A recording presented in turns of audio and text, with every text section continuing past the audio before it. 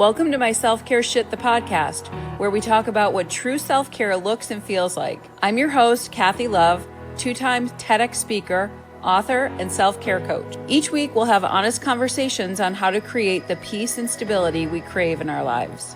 There are some episodes where I go back in time to some really dark experiences and feelings, and I would like to offer a trigger warning for anyone who may be listening. For anyone who may feel the need to reach out for help, there's always help. A good friend of mine, Kristen Christie, co-founded 988 for a reason. It's the suicide hotline.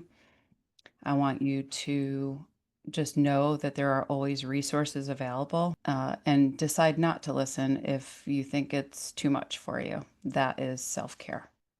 If anyone has ever read or done the work in Julia Cameron's The Artist's Way, you will recognize the term morning pages. For years, I kept my morning pages going, in some in the official journal that she created and some just on regular notebooks that I picked up along the way. Part of this podcast is me just talking about things related to codependency. Sometimes I'm interviewing guests about how what they do is a form of self-care. And another part that I haven't done yet is going back into the writing that I've done over the years, these journals that I've kept, looking into some of my thinking that was unhealthy, and looking at the difference between that point in my life and now. So I went through this book and I was looking for something to share with you, and there's a lot.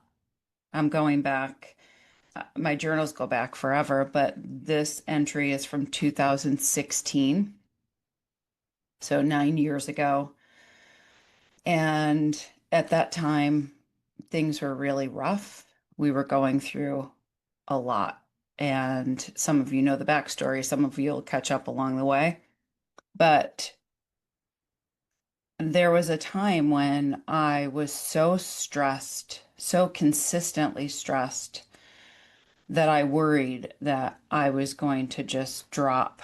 I've said this before, that I was just going to drop dead, that all of this was going to just catch up to me and take me out.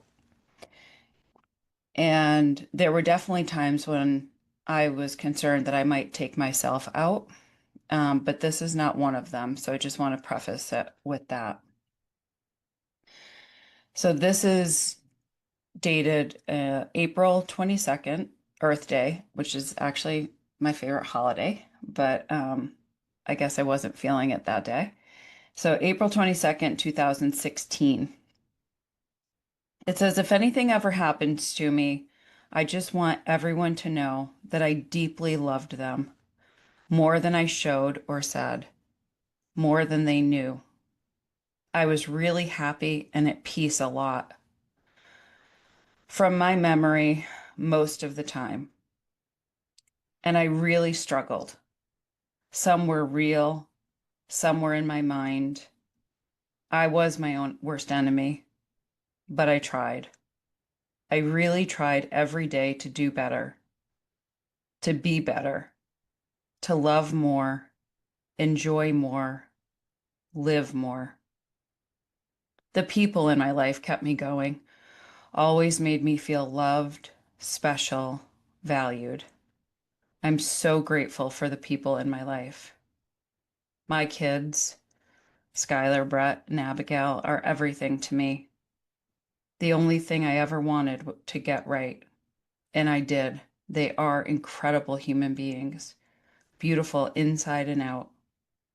They have the power to make great change in the world through their own lives, and I'm so proud of them now and always.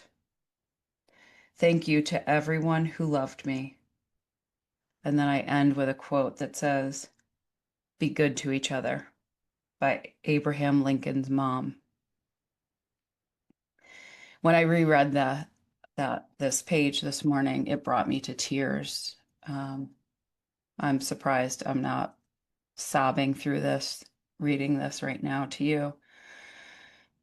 But it hit me hard because it was something that I really feared and felt deeply. But I also want to share what I wrote the next day. So this is April 23rd, 2016. And it's in quotes. And it has a page number, but I'm not sure which page it is. So I think it's from The Artist's Way. And it says, once we admit the need for help, the help arrives. I need help. I need to help myself. Instead of figuring out all of the answers, I need to figure out the questions that I need to be asking. Because the quality of answers is determined by the quality of questions asked. What truly makes me happy? What brings me joy? How can I bring more of that into my life? These are the things that I love. Being near the water, being outdoors, being in the dirt, gardening, art, painting, creating, my friends, music, volunteering, helping people, teaching children, the environment, writing, reading, exercise, playing guitar. What do I need to do to be more productive at work? What do I need to do at home? And so I was asking the right questions, even though I was struggling. And even though I didn't get to the solutions at that time, and it's taken me years to really buy into the questions and bringing these things into my life, I was already on the path. And I think that's what's so important, is that it may take us longer than we think or than we want to. But the important part is just to keep taking these small steps, and it doesn't have to be perfect. And one day we may feel like it's, unbearable. And then the next day we can wake up and it can feel very promising and like we have the options to make these decisions and to bring the best things into our lives. So I'd love to hear your comments on the podcast.